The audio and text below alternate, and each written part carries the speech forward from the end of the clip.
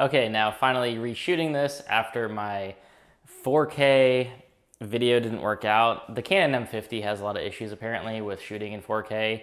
Even if you focus one particular part of the camera, it just bounces in and out of focus. The footage looked like crap. It was not good, so here we go again. Demon in White by Christopher Ruocchio. So this is book 3 of the Sun Eater series, which is a 5-book series ongoing. Book 4 comes out in March of next year. And this has got to be my current ongoing favorite sci-fi series at the moment, parallel with Red Rising.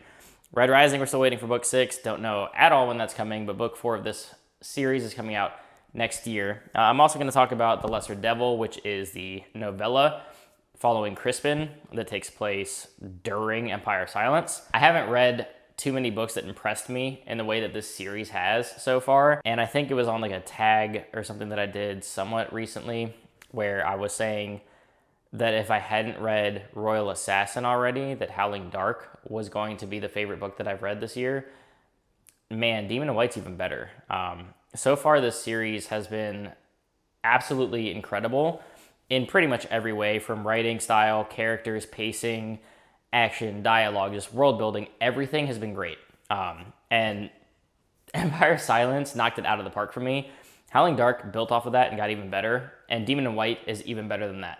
And they're better for different reasons, or they're good for different reasons. Demon in White focuses a lot more on the political aspect of this universe, because at this point in the series, and I'll keep this spoiler-free for the most part, nothing major plot or anything, because people are still reading the series. Actually, it's one of these that I'm actually up to date on that's newer.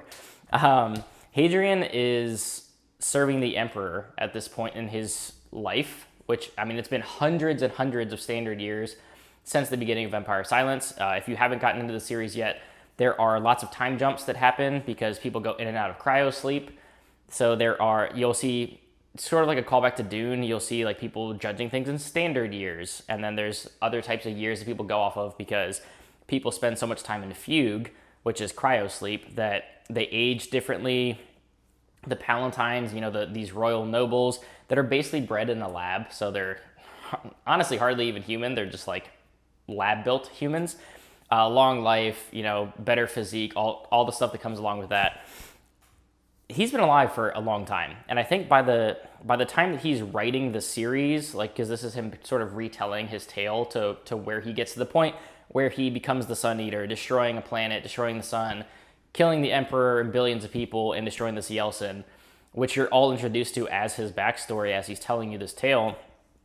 He's something like 1,500 years old while he's writing that, and it's been several hundred at this point already. So I imagine book 4 is going to have an even bigger time jump, and then probably a 500-year time jump from 4 to 5. So lots and lots of time jumps, plenty of room to build upon and expand on the universe and Hadrian's story, as well as other characters.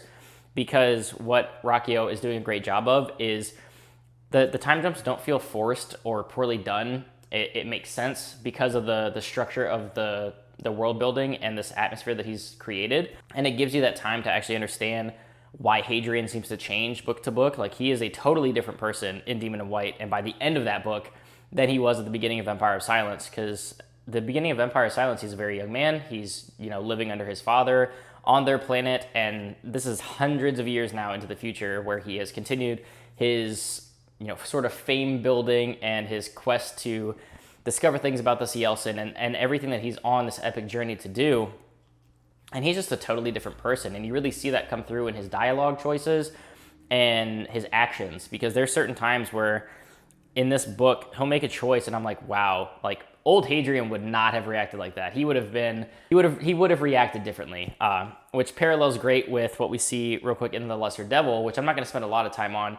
I'll get to in a second, but you follow Crispin, his younger brother, so it's the only POV outside of Hadrian that we've had to this point, and you get to see a not totally different writing style, but different enough that it feels like a different character. And you get to see sort of how he sees Hadrian, and you get to understand why certain people look at Hadrian differently, because keep in mind, The Lesser Devil is back in Empire of Silence. This is hundreds of years ago at this point in the story, but it takes place during the time while Hadrian is in fugue, and you get to see a different perspective of the story, which adds to the world building and the atmosphere.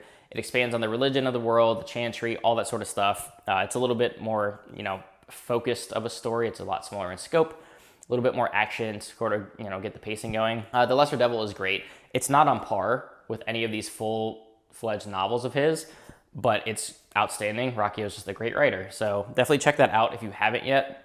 I would highly recommend reading that as a sort of, if you want more Sun Eater, get into that. There's also Tales of the Sun Eater, which are some like short stories collections that he's doing. He's also putting together a hardcover collection that he's signing and getting out here in the next month, I believe. So definitely read those. His writing's great. All these stories are awesome. And if you want to see Leanna and I talk at length, spoiler talk about Demon in White and Lesser Devil, that is linked down below. It'll show up on the screen as well. That was on her channel. We've basically been live streaming our spoiler thoughts and reactions to all these books. We will absolutely do that before book 4 and 5 and whatever else comes out. But back to Demon in White. Again, it's been so many years since the beginning of Empire of Silence that he being Hadrian, of course, and his crew, Valka, Polino, everybody that you've been tagging along this entire time, his fame has grown in like crazy. He is infamous throughout the galaxy at this point. You've learned so much about the Cielcin and still know so little. What was a attempt at peace has sort of morphed into something else entirely by this point because of the nature of the Cielcin, everything we learn about this alien race. And that's some of the most interesting stuff that happens in these books is Hadrian trying to communicate and deal with the Cielcin threat and seeing like the Empire and how they want to approach it and Valka and how studious she is and how much she wants to just pour over lore in books and just finds everything about language really interesting. And she's just a dynamic and interesting character.